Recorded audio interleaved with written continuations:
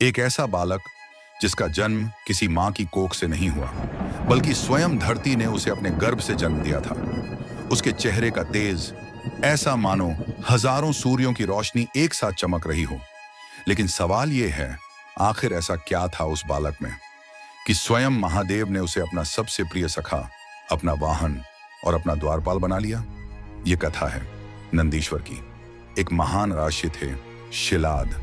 उनकी एक ही इच्छा थी, एक ऐसी संतान जो साधारण न हो, जिस पर स्वयं महादेव की कृपा हो। इस इच्छा को पूरा करने के लिए उन्होंने ऐसी तपस्या की कि देवता भी विचलित हो उठे। अंततः महादेव प्रकट हुए और उन्हें वरदान दिया।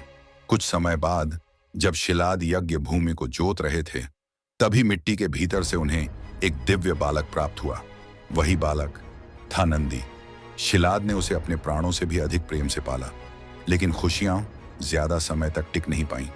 एक दिन दो दिव्य अर्षियों ने आकर भविष्यवाणी की, यह बालक अल्पायु है, इसकी मृत्यु बहुत निकट है। यह सुनते ही शिलाद टूट गए, लेकिन नन्हा नंदी मुस्कुरा रहा था। उसने शांत स्वर में कहा, पिताजी, जिसने मुझे जन्म दिया है वही मेरी रक्षा करेगा। और फिर उस बालक ने ऐसा निर्णय लिया जो आज भी भक्ति की सबसे बड़ी मिसाल माना जाता है। नंदी एक पैर पर खड़ा हो गया, अन्न जल का त्याग कर दिया और बस एक ही नाम का जाप करने लगा, नमः शिवाय।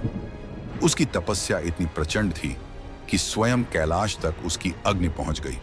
और फिर वो हुआ जो किसी ने सोचा भी नहीं था। महादेव स्वयं उसके सामने प्रकट हो गए। उन्होंने कहा, मांगो नंदी, क्या चाहते हो? नंदी ने न धन मांगा, न अमृता, न स्वर्ग। उसने बस इतना कहा, प्रभु, मुझे बस आपके पास रहना है। जब आंखें खोलूं तो आप सामने हो, और जब बंद करूं तो आप मेरे भीतर। यह सुनकर स्वयं महादेव भी भावुक हो गए।